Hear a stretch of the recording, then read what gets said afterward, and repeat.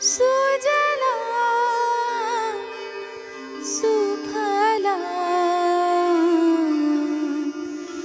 मलयज शीतला। আজকে আমরা চলে এলাম আবার ক্লাসটা, তাহলে এখন শুরু করে যাক। আজকে আমরা যেটা প্রথমেই মেয়ে আর মাইকটাকে কি করে এক্সপ্রেস করব সেই জায়গাটাই আমরা আলোচনা করি। তাহলে মেয়ে যখন আমরা বুঝি তখন কিন্তু সম্ভাবনাটা বেশি আছে, তার মানে মেয়ের দিকে কি হবে, ডাউটটা কম হচ্ছে আর সম্ভাবনাটা বেশি। তাহলে যেমন ধরো একটা উদাহরণ দিয়ে এটাকে ব্যাখ্যা করা যাক, ইট মে রেন টুডে। যদি কথাটা বলি তাহলে আমরা বুঝবো কি there is a cloud in the sky.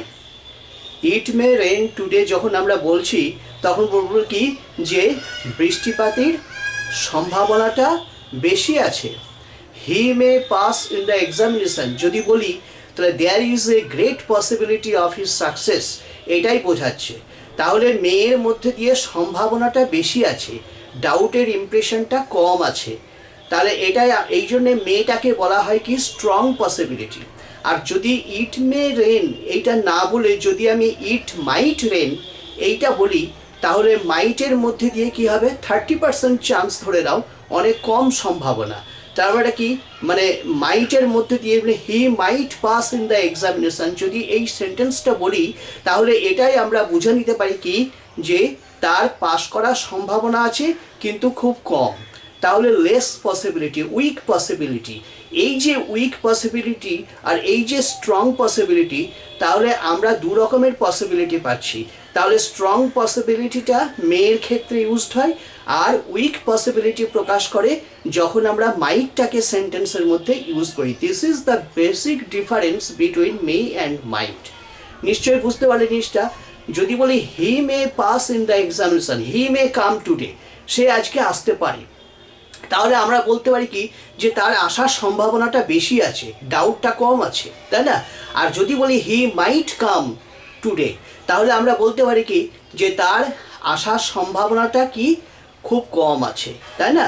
তার মানে হি মাইট কাম মানে 30% চান্স, আর হি মে কাম সেটা 50% চান্স। এই যে 50% চান্স সেটা হচ্ছে স্ট্রং পসিবিলিটি, সেটা মে দিয়ে এক্সপ্রেসড হয়। আর যদি 30% চান্স যেটা কম পসিবিলিটি যেটা আছে সেটা মাইট দিয়ে প্রকাশ হয়। This is the basic difference between may and মাইট। এইবার আমরা আলোচনা করি যে মে মাইটকে কি করে আমরা সেন্টেন্সের মধ্যে দিয়ে লাগাতে পারি পসিবিলিটিকে এক্সপ্রেস করানোর জন্যে। আমরা মানে যখন কোনো বাক্যে subject plus may or might plus base form of the main verb এইটা যদি থাকে তাহলে আমরা বলবো কি যে সেটা প্রেজেন্ট পসিবিলিটি এবং ফিউচার পসিবিলিটি।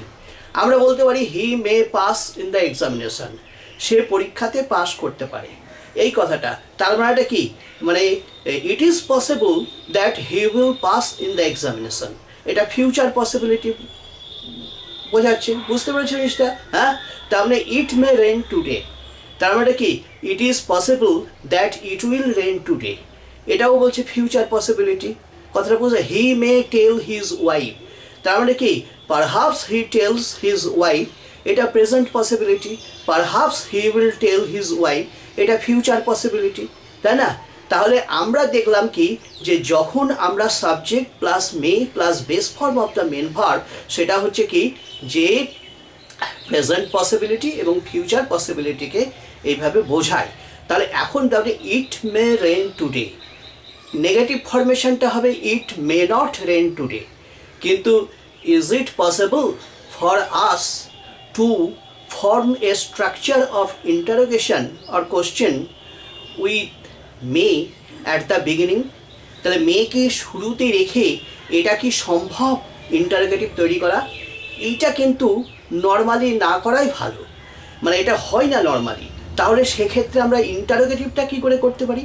যখন আমরা বলছি ইট মে রেন টুডে, তাহলে what is the interrogative form of this sentence it may rain today?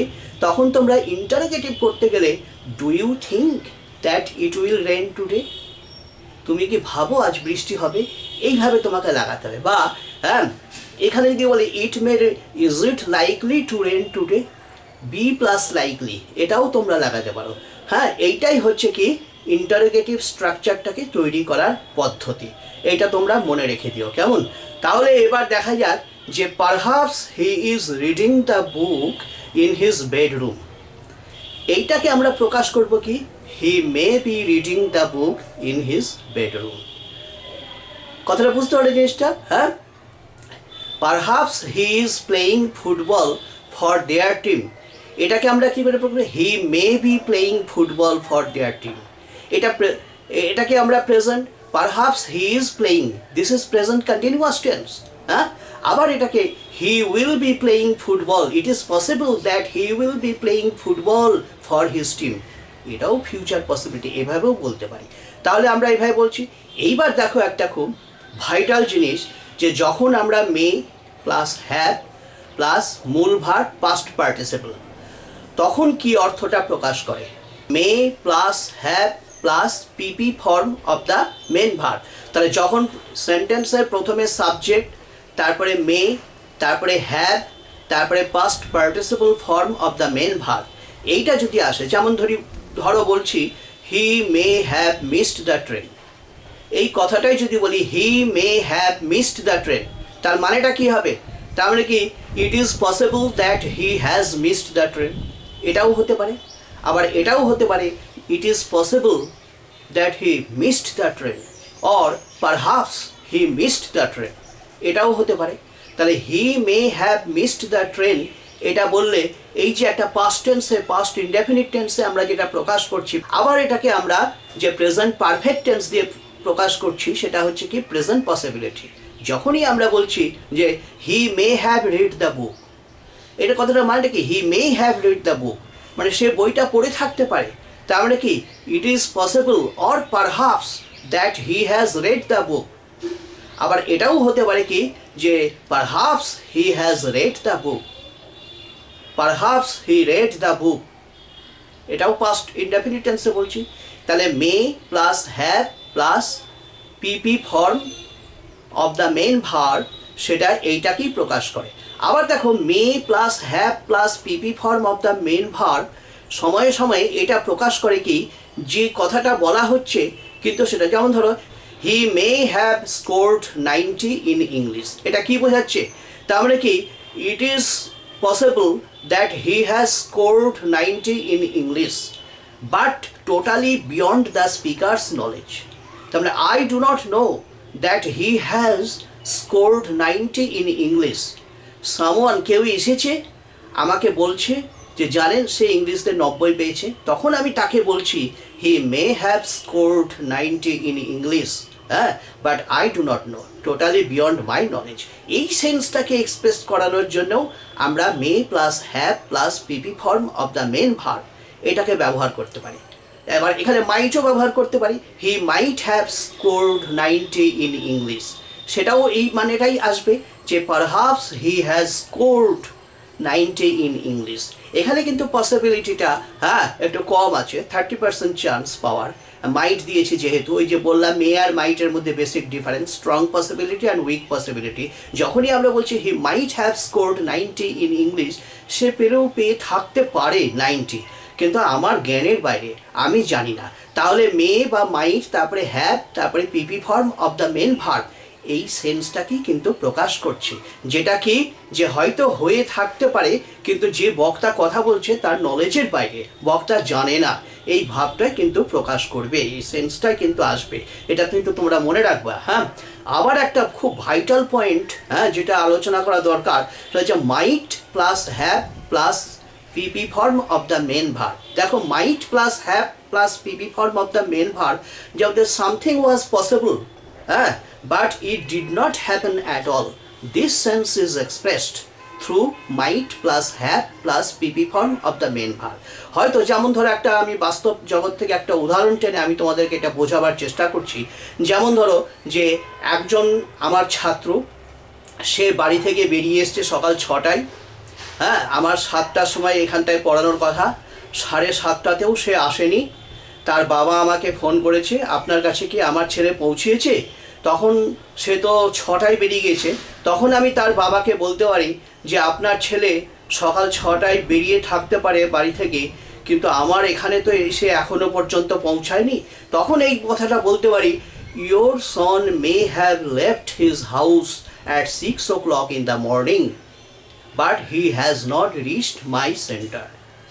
এই কথাটা আমরা বলতে পারি। তার মানেটা কি ব্যাপারটা হচ্ছে, তখন এটাকে মে প্লাস হ্যাভ প্লাস মূল ভার, হ্যাঁ, পাস্ট পার্টিসিপল ফর্মে। এইবার দেখো সেই ছাত্রটা যেটা আমার যে বাড়ি থেকে 6টার সময় বেরিয়েছে, সে এবার কিন্তু আমার কাছে আসলো 8:15 বাজে। তখন আমি তাকে জিজ্ঞাসা করলাম, কি ব্যাপার, তোর বাবা ফোন করেছিল, তুই এত দেরি করে এখানে আসলি পড়তে, কি ব্যাপারটা কি হয়েছে? বলছে স্যার আর বলেন না। ও আমাকে বলছে যে আর বলেন না, কি হয়েছিল, আমার মোটর সাইকেলটা খারাপ হয়ে গিয়েছিল, আমি সারাতে গিয়ে প্রায় আমার 1 ঘন্টা টাইম লাগলো, তার উপর মোটর সাইকেলে করে তাড়াতাড়ি করে আমি আসছি, হেলমেটটাও পরতে ভুলে গিয়েছি, হ্যাঁ, পুলিশও দাঁড়িয়েছিল, তার চোখের সামনে দিয়েও আমি চলে এসেছি, ভাগ্য ভালো পুলিশ কিন্তু দেখতেও পাইনি। তখন আমি তাকে বলতে পারি যে কী রে, তুই এত বড় কাণ্ড করেছিস, হ্যাঁ, যে পুলিশ কিন্তু তোকে ফাইন করে দিতে পারতো, কিন্তু তোকে ফাইন করেনি, তুই কিন্তু নিরাপদে আছিস।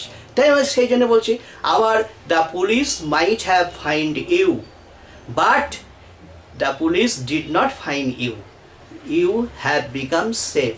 এই জায়গাটা কিন্তু মে দিয়ে প্রকাশ করা যাবে না, এটা কিন্তু might plus have plus PP form of the main verb, এটারই জায়গা।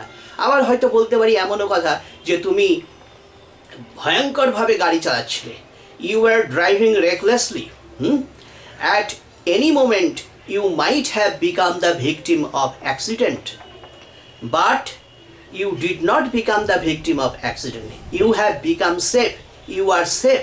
এই সেন্সটাকে এক্সপ্রেস করানোর জন্যে আমরা might plus have plus PP form of the main verb এইটাকে আমরা বসাতে পারি, বলতে পারি। কেমন?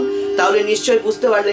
তাহলে আমরা বুঝতে পারলাম কি, মেকে স্ট্রং পসিবিলিটির ক্ষেত্রে আমরা ব্যবহার করতে পারি, মাইটকে উইক পসিবিলিটির ক্ষেত্রে আমরা ব্যবহার করতে পারি, এবং এই মে মাইটকে প্রেজেন্ট পসিবিলিটি, ফিউচার পসিবিলিটি, বিভিন্ন টেন্স, হ্যাঁ, কিভাবে আসে সেগুলো আমরা বিস্তারিতভাবে আলোচনা করলাম। তারপরে আমরা মে প্লাস হ্যাভ প্লাস মূল ভার্ব পাস্ট পার্টিসিপল ফর্ম এটা কখন ব্যবহৃত হয় সেটাও আমরা জানলাম। Might plus have plus PP form of the main verb, তারও যে একটা নিজস্ব জায়গা আছে যেখানে মে আসতে পারে না, সেই জায়গাটা সম্বন্ধেও আমরা জানলাম। আবার দেখো এখানটায় যে মে plus have plus been plus মূল ভার্ব প্লাস আইএনজি, যেটাকে প্রেজেন্ট পারফেক্ট কন্টিনিউয়াস, আমি বলতে পারি যে এখানে যে জিনিসটা আছে এটা দেখো, এটা যে perhaps he has bin reading the book for 2 hours, এটাকে আমরা মে দিয়ে বলতে পারি বা মাইট দিয়ে বলতে পারি, he may or might have been reading the book for 2 hours। কথাটা বুঝতে পেরেছি জিনিসটা, যে it may have been raining for 15 minutes or it might have been raining for 15 minutes। যেমন যদি বলতে perhaps he has been discussing it with him for 3 hours, he may have been discussing it for 3 hours। This is এটা present perfect continuous টেন্সের স্ট্রাকচারটা আসছে, হ্যাঁ, যদি মে have বিন এটাকে তুলে দিই, তাহলে এইভাবেও আমরা মেকে লাগাতে পারি। আর একবার তোমাদের শুভেচ্ছা ও আন্তরিক আশীর্বাদ দিয়ে, হ্যাঁ, আমি আমার ক্লাসটা শেষ করতে চাই। আর তার সঙ্গে এই কথাটাও বলতে চাই যে এই ৭৪তম স্বাধীনতা দিবসে তোমরা প্রতিজ্ঞা করো যে স্বাধীনতার সৎ ব্যবহার করে তোমরা যেন তোমাদের জীবন সংগ্রামে লক্ষ্যস্থলে এগিয়ে যেতে পারো, দেশের সুনাগরিক হতে পারো, হ্যাঁ, এই বলে আজকে আমি আমার ক্লাসটা শেষ করছি। কেমন?